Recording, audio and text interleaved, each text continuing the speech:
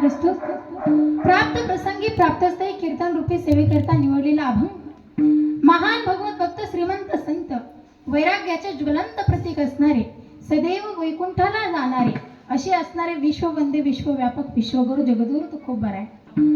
जगद्गुरु तुकोबरायांचा फार चरणाचा नसून फक्त आणि फक्त 4 चरणाचा अभंग तुमच्या आणि माझ्या परिचयाचा असणारा अभंग आज आपण या ठिकाणी 13वा निमित्त असणारं कीर्तन या कीर्तनाचा आज ज्यांचं श्राद्ध आहे ते आपले काका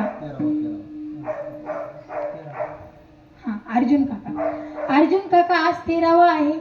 आता नेमकं 13वा करावा का किंवा करतात कशामुळे तर थोडक्यात सांगून जाईल. पहा, मनुष्य ज्यावेळी जन्माला येतो त्यावेळेस ते आपल्या माणसामध्ये 16 आपल्यावरती 16 संस्कार केले जातात.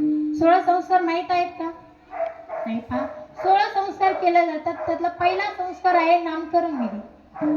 माणूस ज्यावेळेस जन्माला येतो त्यावेळेस कोणता संस्कार केला जातो? नामकरण विधी. आता या ठिकाणी तुम्ही सगळे बसलेले आहात, प्रत्येकाला काही ना काही नाव आहे ना. महिला मंडळ बोलत चला, प्रत्येकाला काही ना काही नाव आहे. माऊली सुद्धा सांगतात उपजल्या बालकाशी नाम नाही तयापाशी ठेविले ओ देते उठी नामसी. म्हणजे ज्यावेळेस बाळ जन्माला येतं त्यावेळेस त्याला नाव असतं का? नाव नसतं. परंतु ज्यावेळेस त्याच्यावरती नामकरण हा संस्कार केला जातो तिथून पुढे त्याला त्या नावाने आव दिली जाते. म्हणजे पहिला संस्कार आहे नामकरण संस्कार. दुसरा संस्कार आहे करतात ना तुमच्या इकडं शुभमंगल सावधान, हा दुसरा संस्कार. तिसरा संस्कार अंतविधी संस्कार. अंतविधी संस्कार म्हणजे माणूस मेल्याच्या नंतर केला जातो तो अंतविधी संस्कार.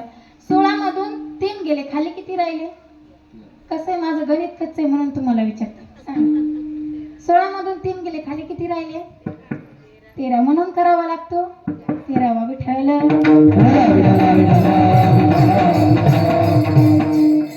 म्हणून 13वा करावा लागतो. 13वा केल्यानंतर 16 संस्कार आपले पूर्ण होतात. पहा, आज खूप दुःखाची बातमी आहे, कारण 13वा आणखीन वर्ष पण झालेले नाही, महिना सुद्धा झालेला नाही, फक्त 13 दिवस झाले बाबा आपल्यातून निघून गेले. आणि बाबांचं म्हणजे माणसाने जीवनामध्ये येऊन जगावं नेमकं कसं, तरी आपल्या बाबांकडे बघून शिकावं. म्हणजे जीवनभर त्यांनी लोकांची सेवा करत राहिले. आता पोलिसाची नोकरी काही सोपी नाही, अजिबात थोडी पण सोपी नाही. रात्रंदिवस तिथं जागरण करावं लागतं त्यातली त्यात. आणि बाबांचं जीवन म्हणजे एकदम प्रामाणिकपणे होते बाबा आपले, काही कुठलेच कपटी मानाचे नाही, अजिबात नाही. आजकाल लोक करतात ना काही काय करतात की पोलिसाचे कपडे पोलिसाचा वेश धारण करतात, लोकांना लुबाडतात, लुटतात. पण आपले बाबांचं व्यक्तिमत्व म्हणजे एकदम निखळ पाण्यासारखं होतं. अजिबात मनामध्ये कसल्याही प्रकारचा द्वेष नाही, कपट नाही. एकदम प्रामाणिकपणे त्यांनी त्यांचं काम केलं. आणि काम केल्यानंतर रिटायर्ड झाल्याच्या नंतर त्यांना कॅन्सर हा रोग झाला, बरोबर ना? कॅन्सर झाला, कॅन्सरमध्ये ते आपल्याला सोडून गेले. आता तसं म्हणलं तर जे होतं ते चांगल्यासाठीच होतं. भगवान परमात्म्याला सुद्धा जे व्यक्ती आवडतात त्यांनाच देव लवकर घेऊन जातो. त्यांचं काही वय नव्हतं जाण्याचं, पण का घेऊन गेले? कारण ते देवाला आवडले म्हणून देवाने घेऊन गेले. सुंदर व्यक्तिमत्व होतं. आज त्यांच्या 13व्या निमित्त आपण कीर्तन करत आहोत. गेले दिगंबर ईश्वर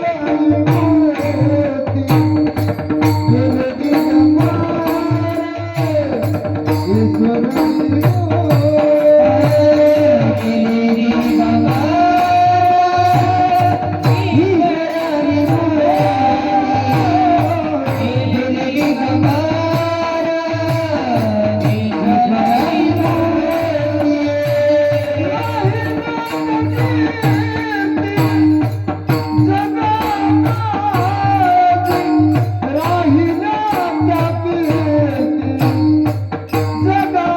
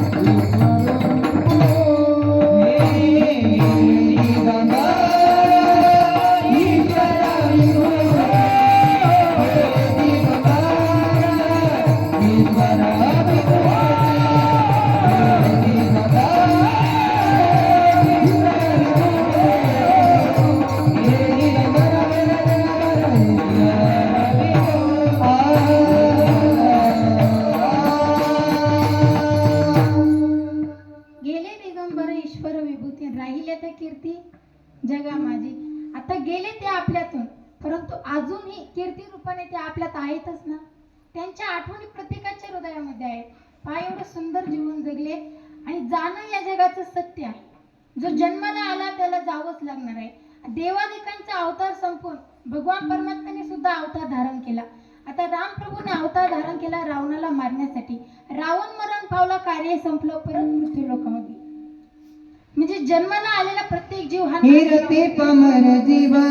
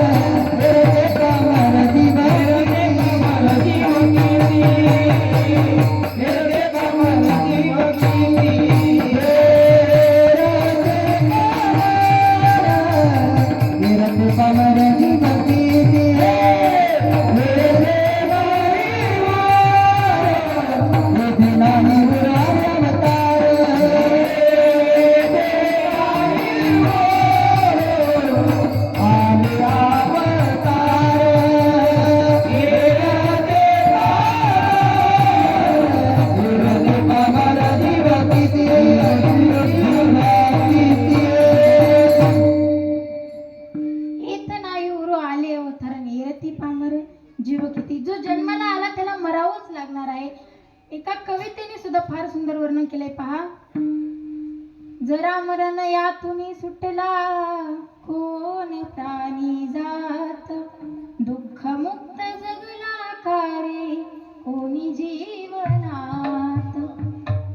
वर्णमान ते चाले मार्गरीक्ष यांचा, पराधीन आहे जगती पुत्र मानवाचा, दोष न कुणाचा. काय जो जन्माला आला त्याचं मरण हे निश्चितच आहे असं या कवितेतून सांगतात. आणि माणसाचं जीवन हे परतंत्र आहे, स्वतंत्र नाही. आपण स्वतंत्र नाहीतच. आपण म्हणतो आपला भारत स्वतंत्र झाला म्हणजे आपण स्वतंत्र झालो, असं अजिबात नाही. आपण दुसऱ्यांच्या अधीन आहोत, म्हणजे दुसऱ्यांच्या मनावरती जीवन जगतो. पहा ज्यावेळेस आपण जन्माला येतो त्यावेळेस आपला जन्म आपण कुठे घ्यायचा आपल्या हातात आहे का? अजिबात नाही. जर आपल्या हातात असतं तर सगळ्यांनी श्रीमंताच्याच घरी जन्म घेतला असता, बरोबर ना. गरीबाच्या घरी कोणीच नसता घेतला. गरीब राहणं आजकाल कोणाला आवडतंय का? सगळ्यांना फॅशन कपडे घालायला आवडते, सगळ्यांना फॅशन राहायला आवडते. नाही आवडत आता गरीब कोणाला राहायला.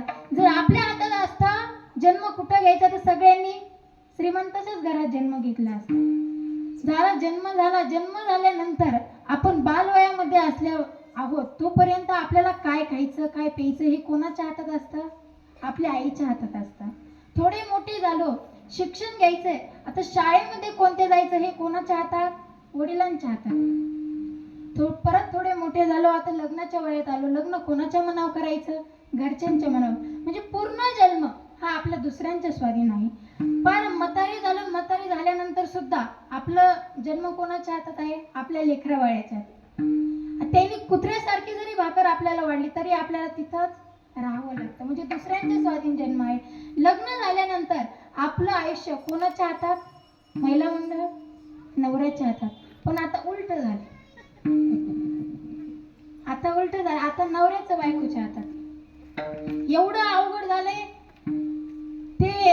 शेवटी कलियुग आहे जसं म्हणलं तरी चालेल, कारण कलियुगामध्ये एवढं उलट झालंय. का फार सुंदर सांगतात पहा. कलियुग लागले बदलायला हो, कलियुग लागले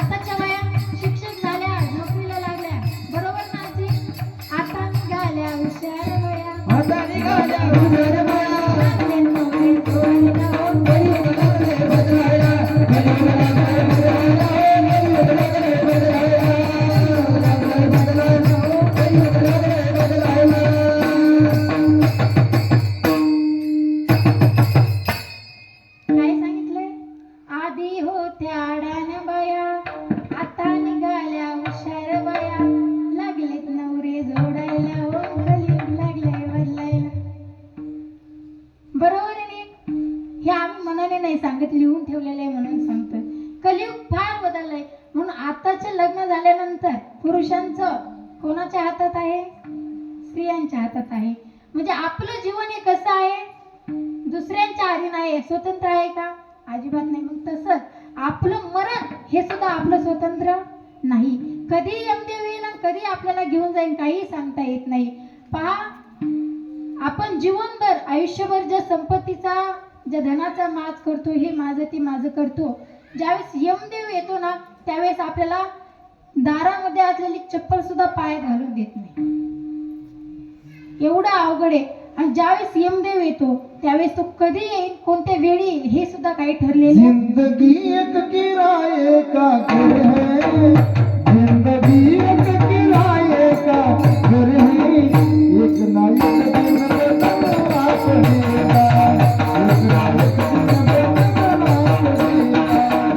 जिंदगी एक किराए का घर है, जिंदगी एक किराए का घर है, एक ना एक दिन बदलना पड़ेगा, एक ना एक दिन बदलना पड़ेगा। जिंदगी एक किराए का घर है, एक ना एक दिन बदलना पड़ेगा। मौत जब तुझको आवाज़ देगी, दिल से बाहर निकलना पड़ेगा। मौत जब तुझको आवाज़ देगी, दिल से बाहर निकलना पड़ेगा। मौत जब तुझको आवाज़ देगी, दिल से बाहर निकलना पड़ेगा। मौत जब तुझको आवाज़ देगी, दिल से बाहर निकलना पड़ेगा।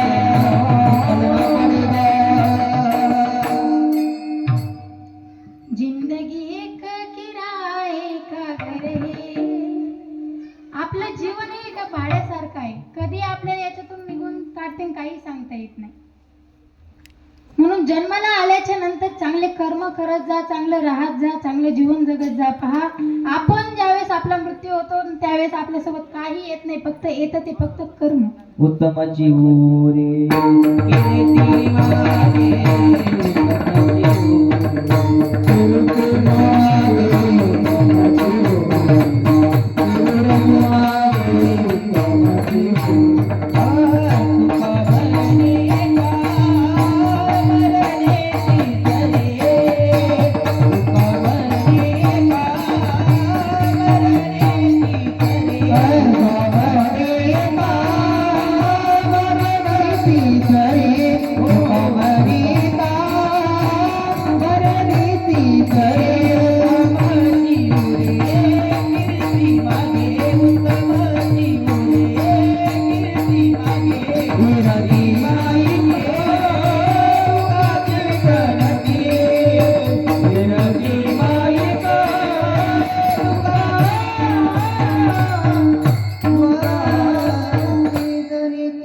फक्त कर्म आपलं आपल्यासोबत येत असतं. म्हणून करताना आयुष्यामध्ये कर्मच चांगलं करत जा. बाप या जीवनामध्ये खूप महत्वाचा असतो. बाप या जीवनामध्ये फार महत्वाचा असतो. आजपर्यंत अनेक जणांनी आईच्या कविता रचल्या, अनेक जणांनी आईचं वर्णन केलं, अनेक जणांनी आईबद्दल खूप मतं मांडली, पण बाप आपल्याला कळालाच नाही हो. शाळेमध्ये जात असताना 2 रुपये काढून देणारी माय आपल्याला दिसली, पण त्या शाळेची फी भरणारा बाप आपण कधी पाहिलाच नाही. पहा, शाळेमध्ये जात असताना डबा करून देणारी माय आपण पाहिली, दिवसामध्ये 3-3 वेळेस जेवणाचं ताट आपल्या समोर ठेवणारी माय आपल्याला दिसली, पण त्या जेवणाची व्यवस्था करणारा बाप आपण कधी पाहिलाच नाही. बापाचं या जीवनामध्ये खूप महत्व आहे. जर बाप जीवनामध्ये नसेल ना तर जीवनाला अर्थ नाही. आज या परिवारातील वडील निघून गेले त्या लेकरांना खूप फरक झाल्यासारखं वाटत असेल. कारण बाप जोपर्यंत आहे ना, आपल्या घरामध्ये बाजूवरती पडलेला का असेना, पण बाप आपल्या घरात पाहिजे. आई आणि वडील जेवढं मनातून आशीर्वाद देतात ना, तेवढं देव पण देऊ शकत नाही. तुम्ही वडिलांचा आशीर्वाद घेऊन घराच्या बाहेर पडा, तुम्ही यशस्वी झाल्याशिवाय राहत नाही. आणि जर वडीलच घरात नसतील तर तुम्ही अयशस्वीच झाला असं समजा. कारण वडिलांचं खूप महत्व आपल्या जीवनामध्ये आहे. विठ्ठल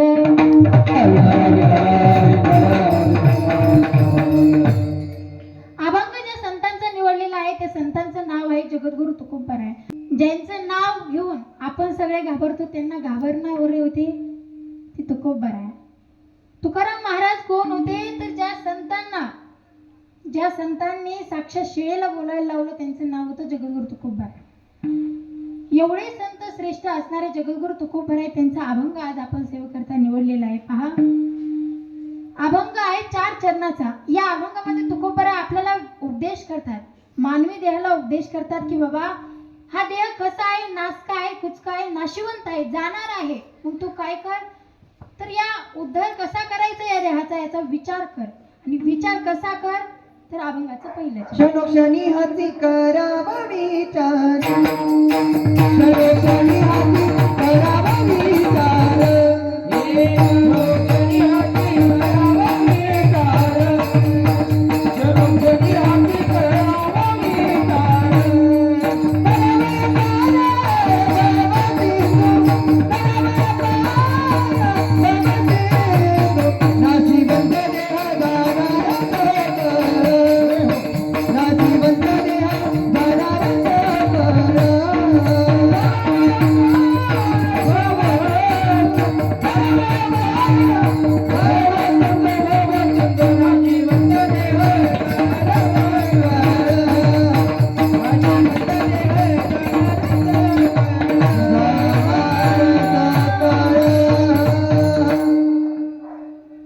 पहिल्या चरणात सांगतात की क्षणोक्षणाची करावा विचार. तुम्ही क्षणाक्षणाला विचार करा. कोणता विचार?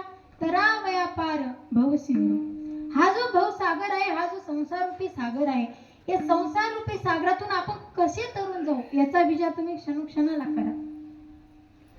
विचार करा म्हणतात. मग काही लोकांनी प्रश्न विचारला तुकोबराय ना, का हो तुकोबराय तुम्ही आम्हाला सांगता की तुम्ही क्षणोक्षणाला विचार करा, पण आम्ही विचार नेमका करावा कसा किंवा विचार नेमका करावा कोणासारखा? तर तुकोबरायाने सांगितलं तुम्ही विचार करा. जो विचार एका केवटाने केला तुम्ही विचार करा, जो विचार एका भिल्लाने केला, जो विचार एका भिल्लीने केला तो विचार तुम्ही करा, जो विचार एका राक्षसाने केला तुम्ही तो विचार करा.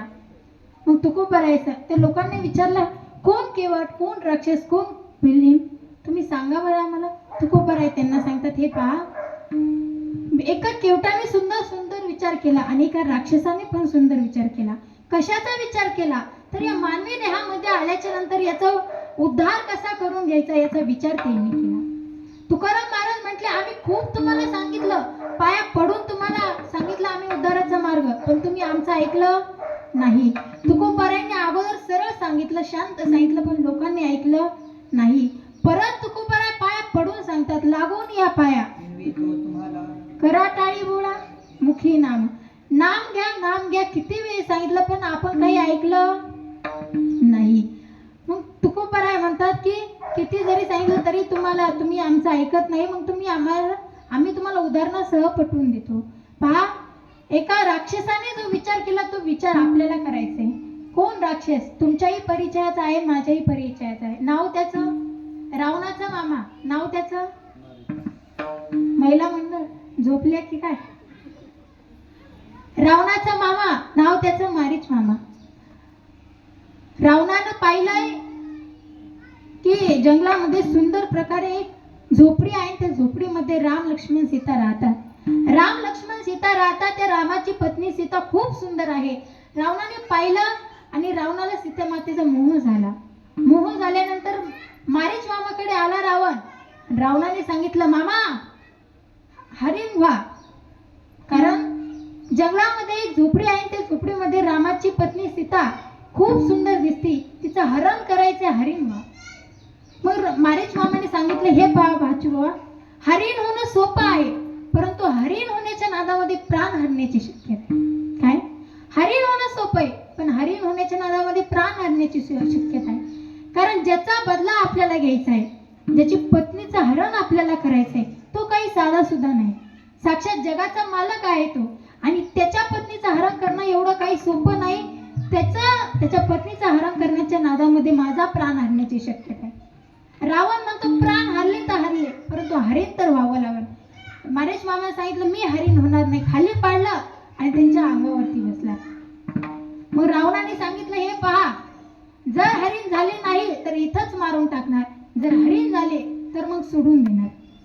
तेवढ्या घाईमध्ये सुद्धा त्या राक्षसाने विचार केला की बाबा हे बघा, हरिण झालो तर रामाच्या हाताने मरण येईल आणि हरिण नाही झालो तर या राक्षसाच्या हाताने मरण येईल. मग हरिण झालेलं काय वाईट आहे? एका मिनिटात सुंदर हरिण झाले. सुंदर हरिण झाले, झोपडी समोर गेले आणि झोपडी समोर गेल्याच्या नंतर सीता मातेने ते सुंदर हरिण पाहिले. हरिण पाहिल्याच्या नंतर सीता माता राम प्रभूंकडे विनंती करतात, प्रभू मला ते हरिण आवडले, ते हरिण आणून द्या. मी आजपर्यंत या जंगलामध्ये कधीच असं एवढं सुंदर हरिण पाहिलं नाही, मला ते हरिण आवडले, तुम्ही ते हरिण मला आणून द्या. सांगितलं. शेवटी पत्नीचा हट्ट आहे म्हणून हट्ट पुरवण्याकरता प्रभू रामचंद्र गेले आणि हरिण आणण्यासाठी गेल्याच्या नंतर प्रभू रामचंद्राने मारीच मामा खूप लांब गेले. राम प्रभू सुद्धा त्यांच्या मागे मागे जातात. असे खूप दूर गेल्याच्या नंतर राम प्रभूने एक बाण सोडला. तो बाण जसा सोडला तसा त्या हरणाच्या हृदयामध्ये बाण लागला. हरिण खाली पडलं. हरिण खाली पडल्याच्या नंतर लगेच राम प्रभू असं म्हणून त्या हरिणाने म्हणजे मारीच मामाने आवाज दिला. लगेच राम प्रभूंना कळालं की हा हरिण नसून हा तर एक राक्षस आहे. सुंदर विचार केला, आपल्या जीवनाचा उद्धार करून त्या राक्षसाने घेतला. मग त्यावेळेस असंच आहे की संसारामध्ये आपण ठरवायचं आपल्याला रावणाच्या हाताने मरायचं की रामाच्या हाताने. तुम्ही म्हणाल ताई आता कुठे राम रावण राहिले, परंतु परमार्थ करून मरणं म्हणजे रामाच्या हाताने मरणं आणि परमार्थ न करता मरणं म्हणजे रावणाच्या हाताने मरणं. आता तुम्ही ठरवा तुम्हाला कशा प्रकारे मरायचं.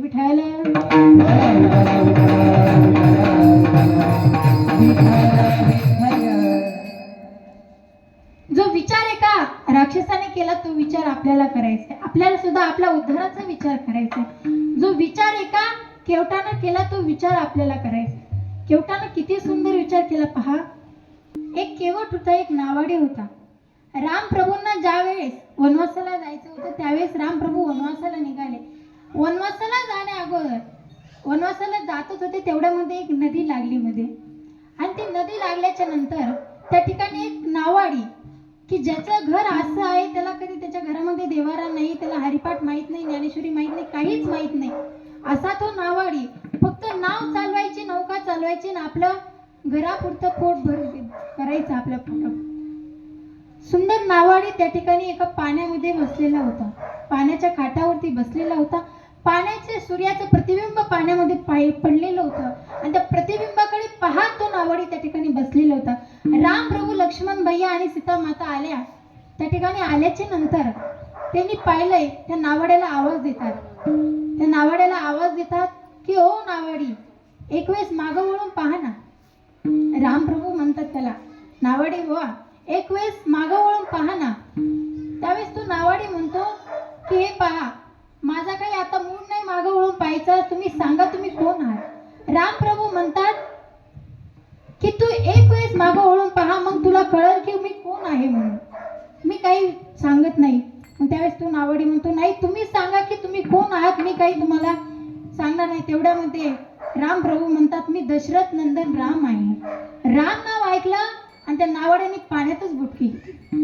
पाण्यात बुटकी घेतली, वर यायचा बुटकी घ्यायचा, वर यायचा बुटकी घ्यायचा. राम प्रभू म्हणाले, लक्ष्मण भैया म्हणतात याला काय वेळ लागला का प्रभू. राम प्रभू म्हणतात लक्ष्मणा वेळ नाही लागला, याला काय झालं मला पण काही माहित नाही. नावाडीला वरती बोलून घेतलं, त्याला सांगितलं तुला नेमकं झालं काय. म्हणे तुम्ही राम आहात. हो मी राम आहे. खरंच राम आहात. हो मी राम आहे प्रभू. तो नावाडी म्हणतो प्रभू मी हा नौका चालवणारा नावाडी किती भाग्यवान आहे की आज याच्या दारामध्ये कधी देवघर नाही, याला कधी साधा हरिपाठ माहित नाही, ज्ञानेश्वरी माहित नाही. किती भाग्यवान आहे हा नावाडी, साक्षात जगाचा मालक त्याच्या झोपडीमध्ये आला. त्यावेळेस राम प्रभू म्हणतात मी प्रभू नाही, माझं नाव तर राम आहे. नाही रे प्रभू, तुम्ही जगाचे मालक आहात, तुम्ही भगवान परमात्मा आहात. कोणी सांगितलं तुला. ज्यावेळेस तुमचा जन्म झाला त्यावेळेस अनेक पहाडीमध्ये तपश्चर्या करणारे अनेक ऋषी मुनी माझ्या नौकेमध्ये बसून चालले होते आणि माझ्या नौकेमध्ये बसून चालल्याच्या नंतर त्यांनी चर्चा ऐकली होती मी त्यांची. ते म्हणायचे की कौशल्याच्या पोटी जन्माला आलेला जो मुलगा आहे तो साक्षात जगाचा मालक आहे, तो भगवान परमात्मा आहे असं म्हणायचे. तेव्हा माझी इच्छा होती की तुम्ही एकदा तरी मला दर्शन द्यावं, मी एकदा तरी तुम्हाला पाहावं अशी माझी इच्छा होती. पण ती इच्छा माझी आज पूर्ण झाली. खूप आनंद झाला त्या नावाड्याला. मग त्यावेळेस रामप्रभू म्हणतात, ठीक आहे, तुझी काय भावना असेल, तुझा भाव असेल, मला या नदीच्या पलीकडे सोडव. नदीच्या पलीकडे सोडतो म्हणे, पण माझी एक इच्छा पूर्ण करा. म्हणे काय आहे? म्हणे मला तुमचे चरण धुवायचे. तो त्यावेळेस रामप्रभू म्हणतात, ठीक आहे, चालेल, लवकर ये, पण मला जायचंय लवकर. तो गेला. त्याने पत्नीला सांगितलं, हे बघ, आपल्या झोपडीमध्ये रामप्रभू आलेले आहे, तू लवकर साडी घाल. ती म्हणते, मला साडीच नाही, साडी कुठं घालू? म्हणे जुनी घाल, पण घाल, जुनी साडी घाल, पण घाल आणि लवकर चल. आता घेतली, पत्नीलाही घेतला, लेकरा बाळाला सांगितलं, तुम्ही सगळेजण चला, रेल्वेचा डब्बाच निघाला. सगळा रेल्वेचा डब्बाच निघाला. सगळे जण आले. लक्ष्मण भैयाने त्याला पाहिलं. लक्ष्मण दादांना आता टेन्शनच आलं. म्हणे देवा, एवढे सगळे यांचे कधी पाय धुवून व्हायचे आता? त्यावेळेस मग रामप्रभू म्हणतात, लक्ष्मणा शांत बस, जे होतंय ते बघ. आता आले सगळे, रेल्वेचा गाडा आला, सगळ्यांनी पाय धुतले, पाय पुजले. आणि त्यावेळेस भगवान परमात्मा म्हणतात, हे बघ नावाडी, माझ्याकडे काही तर सध्या काहीच नाही तुला द्यायला, तुला काय देऊ? लक्ष्मण भैयाने रामप्रभूंच्या मनामध्ये असा विचार सुरू आहे की मी याला नेमकं काय देऊ? याने एवढी मनाभावातून माझी सेवा केली, आता याला काय देऊ? तेवढ्यामध्ये रामप्रभूंनी सीता मातेकडे पाहिलं. आणि सीता मातेकडे पाहिल्या क्षणी सीता मातेला कळालं की रामप्रभूंना काय हवं. संसारामध्ये पत्नी सुद्धा अशी असावी की जिला पतीच्या नजरेमध्ये पाहूनच कळावं की आपल्या पतीला नेमकं काय कमी आहे. पत्नी असावी तर अनुसूया मातेसारखी, पत्नी असावी तर भागवतामध्ये देहूतीचं आख्यान आलेलं आहे. देहूती माता एवढ्या पतिव्रता होत्या की त्यांना त्यांच्या पतीच्या नजरेमध्ये पाहून त्यांच्या आज्ञा कळायच्या, एवढ्या पतिव्रता. संसारामध्ये पत्नी असावी तर देहूती मातेसारखी, अनुसूया मातेसारखी. पत्नी असावी तर सीता मातेसारखी. सीता मातेला कळालं की आपल्या रामप्रभूंना काय कमी आहे. मग त्यांनी लगेच हातामध्ये असलेली मुद्रिका काढून प्रभू रामचंद्रांकडे दिली. आणि प्रभू रामचंद्रांकडे दिल्याच्या नंतर प्रभू रामचंद्रांनी ती मुद्रिका घेतली आणि ते केवटाला दिली. तो केवट म्हणतो, प्रभू, ह्या सोन्याच्या तुकड्यासाठी मी तुमचे पाय धुतलेले नाही, या सोन्याच्या तुकड्यासाठी मी तुम्हाला माझ्या झोपडीमध्ये नेलेले नाही. मग त्यावेळेस रामप्रभू म्हणतात, काय देऊ तुला मी? सध्या तर माझ्याकडे काहीच नाही, राज्याचा त्याग करून मी वनवासामध्ये चाललो आहे, आता तर तुला द्यायला काहीच नाही, माझ्याकडे काय देऊ?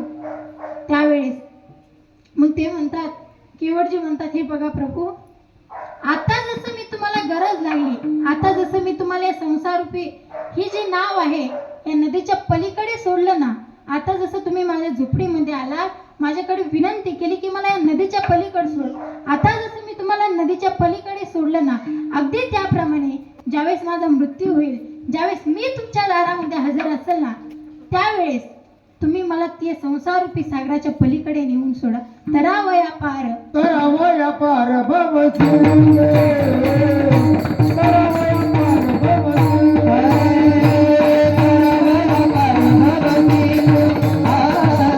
तरावया पार भवसिंधू. क्षणी हाती करावा विचार, क्षणी हाती करावा विचार, तरावया पार भवसिंधू, तरावया पार भवसिंधू. क्षणी हाती करावा विचार, क्षणी हाती करावा विचार, तरावया पार भवसिंधू, तरावया पार भवसिंधू. क्षणोक्षणाची करावा विचार, तरावया पार भवसिंधू. जो विचार त्या केवटाने केला तो विचार तुम्हाला आणि मला करायचा आहे. मग त्यावेळेस काही लोकांनी विचारलं, तुकोबराया, केवटाने विचार केला, राक्षसाने विचार केला, त्यांचा विचार आम्हाला पटलाय, पण तो विचार जर आम्ही आता या कलियुगामध्ये केला तर नक्की आमचा उद्धार होईल का? हो, नक्की होईल. तुकोबराया सांगतात की 100% खात्रीने सांगतो, तुम्ही जर तो विचार, उद्धाराचा विचार या कलियुगामध्ये केला ना, तुमचाही उद्धार नक्कीच होईल.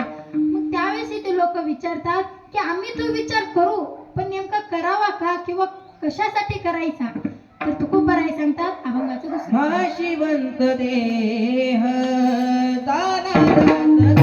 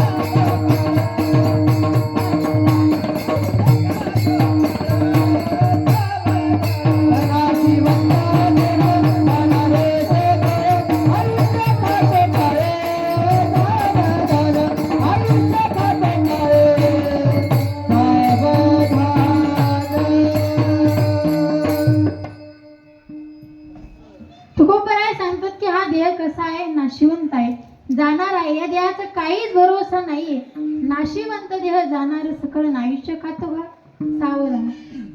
जो काळ आहे तो या आपल्या आयुष्यावरती टपून बसलेला आहे. हा कधी जाईल आपल्यातून काही सांगता येत नाही. म्हणून तू काय कर तर या उद्धाराचा विचार कर आणि उद्धार करून घे स्वतःचा. तिसऱ्या चरणामध्ये सांगतात की संत समागमी धरावी आवडी करावी तातडे परमार्थाची. संतांची संगत कर आणि संतांची संगत करून परमार्थाची तातडी म्हणजे परमार्थाची.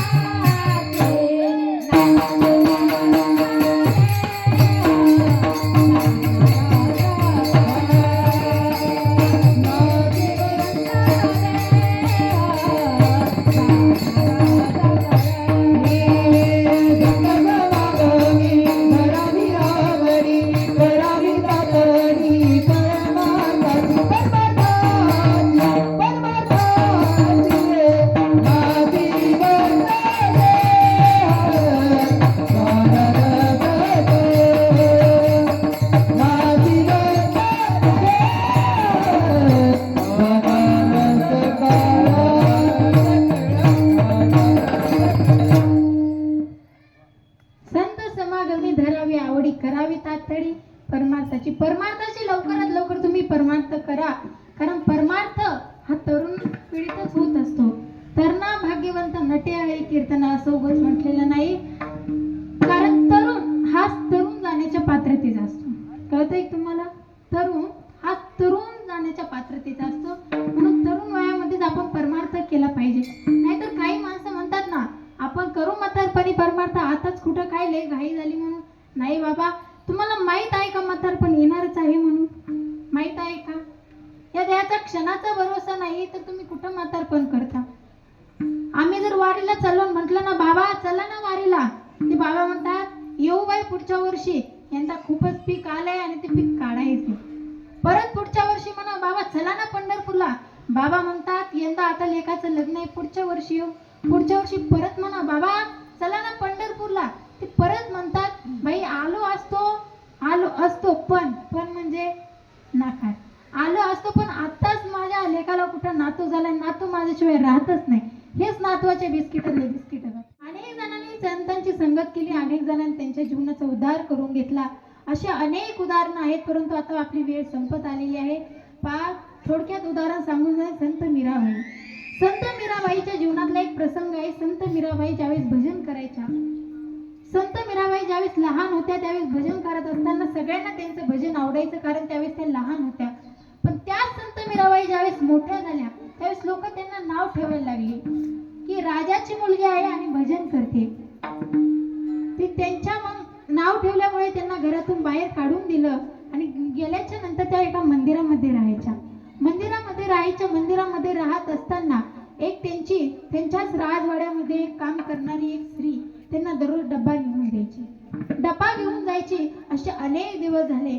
आता एक जी बाई त्यांना डब्बा घेऊन जायची त्या बाईचा मुलगा तो एक दिवस मीराबाईला डब्बा घेऊन गेला आणि त्याने मीराबाईला पाहिलं. त्याला वेळ लागला मीराबाईचं. घरी आला, आईला म्हणाला आई काही कर पण माझं लग्न मीराबाईशीच करून दे, काही कर. पण त्यावेळेस त्या मुलाची आई म्हणते हे बघ इथं म्हटलं तर म्हणलास, बाहेर कुठं म्हणू नको, कारण लोकांनी ऐकलं तर मला जिवंत ठेवायचे नाही, तुला जिवंत ठेवायचे नाही. मीराबाई साधी सोपी नाही, ती राजाची मुलगी आहे. तिच्यासोबत लग्न करणं काही साधी सोपी गोष्ट नाही. खूप समजावून सांगितलं पण तो मुलगा काय ऐकायलाच तयार नाही. तो म्हणाला लग्न करेल तर फक्त मीराबाईशी. आता अवघड झालं. ती दुसऱ्या दिवशी डब्बा घेऊन गेल्याच्या नंतर तिचा चेहरा उतरलेला होता. मीराबाईने विचारलं काय झालं आई तुम्हाला, तुमचा चेहरा का उतरलाय? त्यावेळेस ती बाई सांगते काही नाही मीरा, असंच काहीतरी टेन्शन आहे घरचंच म्हणूनच. म्हणे नाही मीराबाई म्हटले आई तुम्हाला सांगावंच लागेल की नेमकं काय झालंय. त्यावेळेस मीराबाईला सांगितलं, त्या आजीने मीराबाईला सांगितलं हे बघ माझा मुलगा काल डब्बा घेऊन तुझ्याजवळ आला होता तुला डब्बा देण्यासाठी. त्याने जेव्हापासून तुला पाहिले तेव्हापासून एकच हट्ट धरून बसलाय की लग्न करेल तर फक्त मीराबाईशी. मीराबाई म्हटलं काही हरकत नाही पाठवून दे त्याला मी लग्न करते त्याच्याशी. त्याला घरी गेली त्याची आई. घरी गेल्याच्या नंतर मुलाला सांगितलं हे बघ मीराबाई लग्न करायला तयार झाल्यात तू काय कर जा आणि मीराबाई सोबत लग्न कर. त्याने सुंदर कपडे घातले कपडे वगैरे घालून मीराबाईकडे गेला. मीराबाईला म्हटलं मीराबाई तुम्ही माझ्यासोबत लग्न करायला तयार आहात का. मीराबाई म्हटल्या हो मी तुझ्यासोबत लग्न करायला तयार आहे पण माझी एक अट आहे. म्हणजे काय अट आहे मला मान्य आहे सांगा. सांगायच्या आधीच अट मान्य केली. मग त्यावेळेस मीराबाई म्हणतात हे बघ ही कृष्ण मूर्ती धर आणि ही कृष्ण मूर्तीकडे करेक्ट तू 1 महिना याच्या ह्या कृष्ण मूर्तीच्या डोळ्यात डोळे घालून पाहिजे. करेक्ट 1 महिना झाला की मी तुझ्याकडे येईल आणि तुझ्या गळ्यामध्ये वरमाला घालेन. त्यावेळेस तू म्हणला ठीक आहे काहीच हरकत नाही.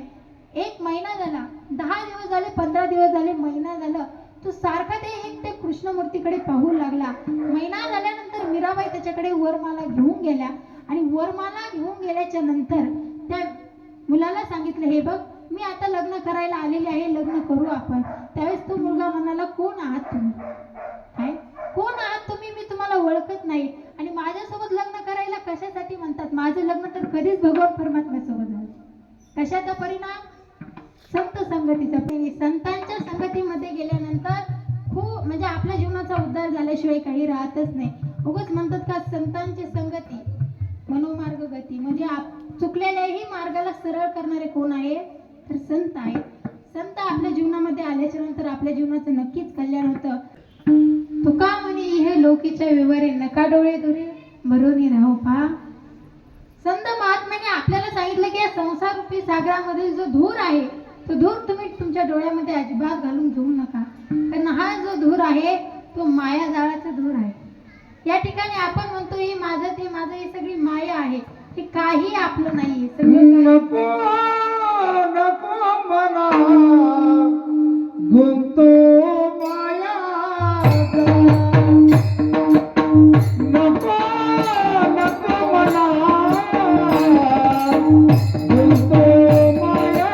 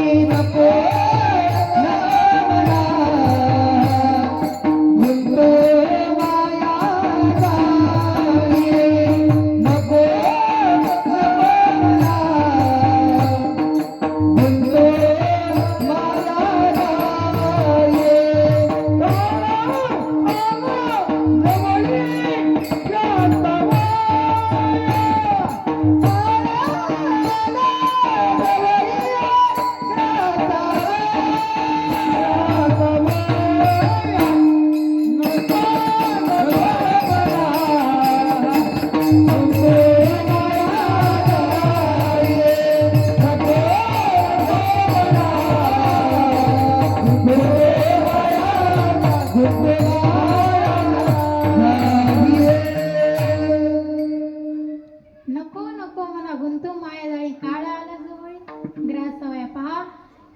संत महात्मे आपल्याला सांगतात की काळ हा आपल्यावरती टपून आहे म्हणून तू काही या मायाजाळामध्ये गुरफटून पडू नकोस. कारण या ठिकाणी हा सगळा मायाजाळ आहे कोणच कुणाचं नाही या ठिकाणी पहा. त्यांना येऊस्तर आम्ही तुम्हाला एक उदाहरण सांगते. महाभारतातलं सुंदर असं उदाहरण आहे. 5 पती होते तिला. नाव तिचं द्रौपदीताई. द्रौपदीताईला 5 पती होते परंतु ज्या वेळेस तिच्यावरती वस्त्र हरणाचं संकट आलं ना त्यावेळेस तिच्या पुढे एक सुद्धा आला नाही.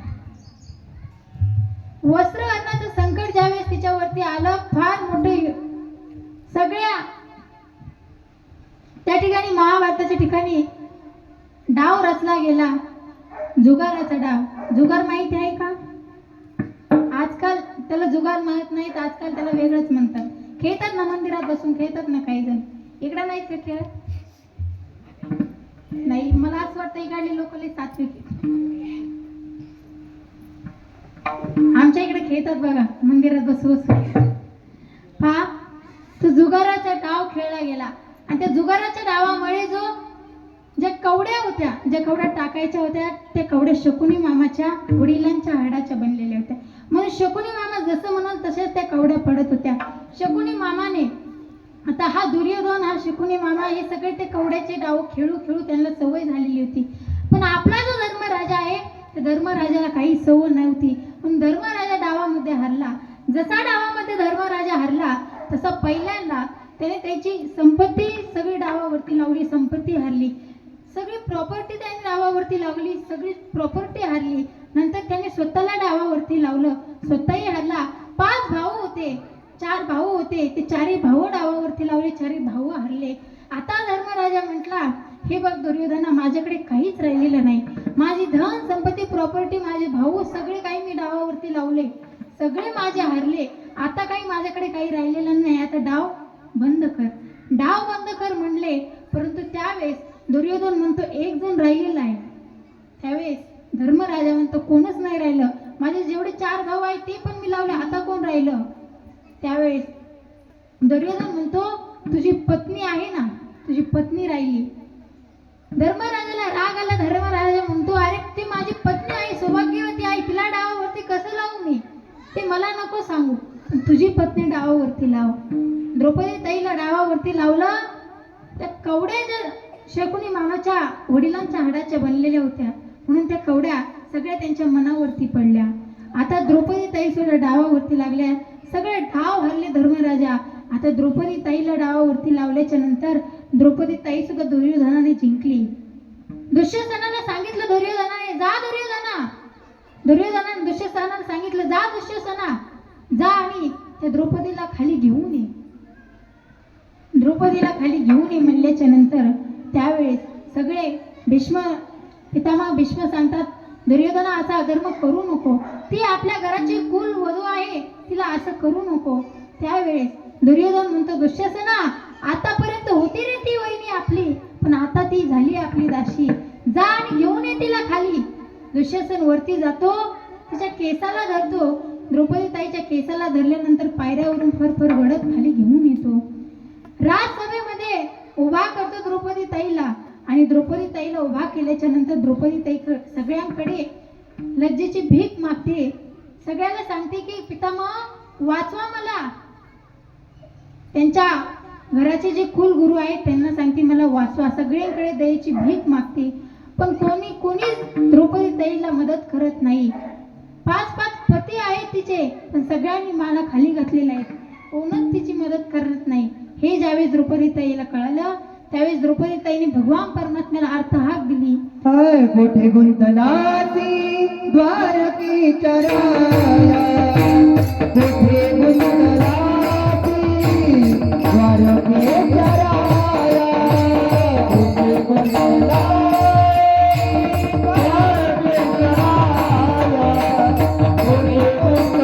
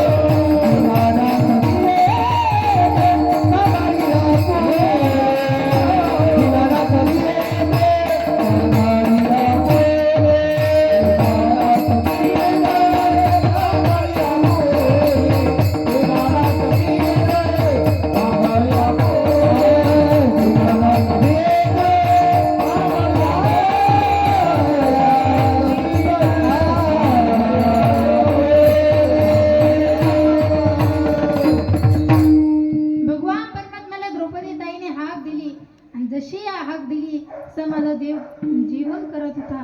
जेवण करता करता एका क्षणामध्ये त्या ठिकाणी हजर झाला आणि द्रौपदी ताईला येऊन तिचं लज्जारक्षण नाही केलं तर तिला जेवढ्या साड्या ज्यावेळी चिंदी बांधायची वेळ आली होती त्यावेळी द्रौपदी ताईने भगवान परमात्म्याच्या बोटाला जी चिंदी बांधलेली होती ना त्या चिंदीमध्ये 999 धागे होते.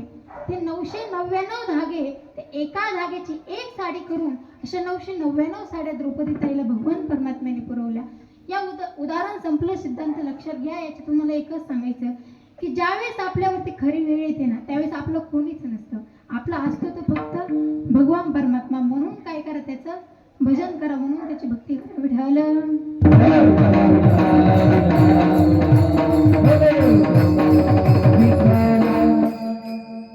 म्हणून भगवान परमात्म्याचं नामस्मरण करा, त्याची भक्ती करा. अशी अनेक उदाहरणं आहेत सांगण्यासाठी. वाल्या कोळीचं सुद्धा खूप सुंदर उदाहरण आहे.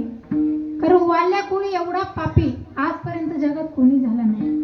7 रांजण भरले होते वाल्या कोळीच्या पापाने. 7 रांजण. 7 रांजण. त्या काळाचे रांजण म्हणजे या काळात आपले टँकर, पाण्याचे टँकर माहित आहेत का? इकडे वेगळं आहे का काही? नाही, कसं गावागावाच्या भाषेमध्ये फरक असतो. गावकडे म्हणजे आमच्या इकडं माणसाला मेल्यावर जातात, तुमच्या इकडं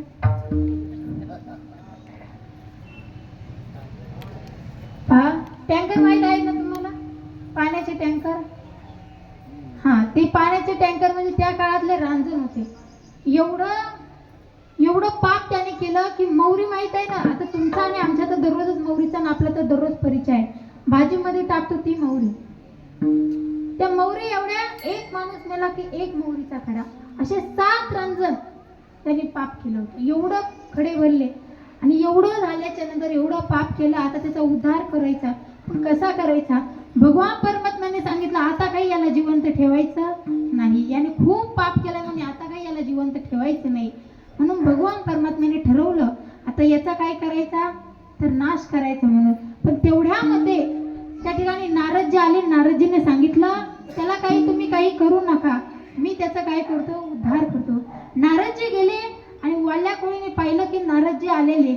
नारदजी आले, वाल्या कोळीने झाडावरून खाली उडी मारली. जशी उडी मारली तसे नारदजीला म्हणू लागला माल निकाल, पैसा निकाल. नारदजी म्हणतात हे बघ, आम्ही देवाची भक्ती करणारे आहोत, आमच्याकडे माल नसतो, पैसा नसतो, हे चिपळे आहेत आणि विण आहे, घे आणि भजन करत बस. नारदजी म्हणतात घे आणि भजन करत बस. त्यावेळेस तो वाल्या कोळी म्हणतो मला काही इथं भजन वगैरे काही करायचं नाही, तुम्ही काय करा, मला माल द्या, पैसे द्या, मला पैसे लागतात, चिपळे आणि विणा नाही लागत. असं सांगितल्याच्या नंतर नारदजी म्हणतात हे बघ, मी तुला सगळं देतो, तुला जेवढे पाहिजे तेवढे पैसे देतो, पण मला तू एका प्रश्नाचं उत्तर दे. म्हणे कोणता प्रश्न? मला सांग तू एवढं सगळं करतो नेमकं कोणासाठी करतो? सांगितलं माझ्या पत्नीसाठी, लेकरा बाळासाठी, बाकी कोणासाठी करू? म्हणे तू ज्या पत्नीसाठी, ज्या लेकरा बाळासाठी भजन कर, हे धनाचे लुटालूट करतो, ते तुझ्या पापामध्ये वाटेकरी होणार आहेत का? म्हणे का होणार नाही? मी आयुष्यभर त्यांच्यासाठी राब लाभलो, मग ते मी का ते माझ्या पापामध्ये वाटेकरी होणार नाही? म्हणे तुला जर शंका असेल तर जाऊन विचार तुझ्या पत्नीला. घरी गेला, त्याची पत्नी चांदीच्या ग्लासामध्ये पाणी घेऊन आली. पत्नीला विचारलं का ग, तू मला 1 साडी मागितली, मी तुला 2 साड्या आणून दिल्या, आता माझ्यावरती एवढं पाप झाले, तू माझ्या पापामध्ये वाटेकरी होशील का? त्यावेळेस ती पत्नी म्हणते अहो पाप तुम्ही केलंय, मी कशी त्यामध्ये वाटेकरी होऊ? तो वाल्या कोळी म्हणतो अगं पाप मी केलंय पण तुमच्यासाठी केलंय ना, मग वाटेकरी तर व्हायलाच पाहिजे. म्हणे कशी होऊ? पण ती बिचारी घरामध्ये गेली, किचन मध्ये गेल्याच्या नंतर हातामध्ये पाय धरला आणि विचू चावल्याचं नाटक करू लागली. मोठ्याने ओरडू लागली मला विचू चावला. तो पळत आला आणि पळत आल्यानंतर म्हटला कस काय विचू चावला? ती म्हटली मला माहित नाही, पण फार वेदना होतात, मला विचू चावलाय, फार वेदना घेतात, माझ्या वेदना वाटून घेता का? तो वाल्या कोळी म्हणतो अगं विचू तुला चावलाय, मी कशा वेदना वाटून घेऊ? पण तिने हातातला पाय खाली सोडला आणि ती म्हणते मी पण तुम्हाला हेच सांगते, पाप तुम्ही केलं, मी कसं वाटून घेऊ? त्या ठिकाणी तो बिचारा 50% खचला. पुढे गेला, आई वडिलांकडे गेला, लेकरांबाळांकडे गेला, त्यांना सगळ्यांना विचारलं का मी एवढा पाप तुमच्यासाठी केलंय, तुम्ही माझ्या पापामध्ये वाटेकरी होताल का? त्यावेळेस सगळ्यांनी सांगितलं पाप तू केलंस, आम्ही तुला सांगत होतो. आई वडील म्हणतात आम्ही तुला सांगत होतो चुकीच्या मार्गाला जाऊ पाप तुलाच फेडावं लागणार, आम्ही काही त्यामध्ये वाटेकरी होऊ शकत नाही.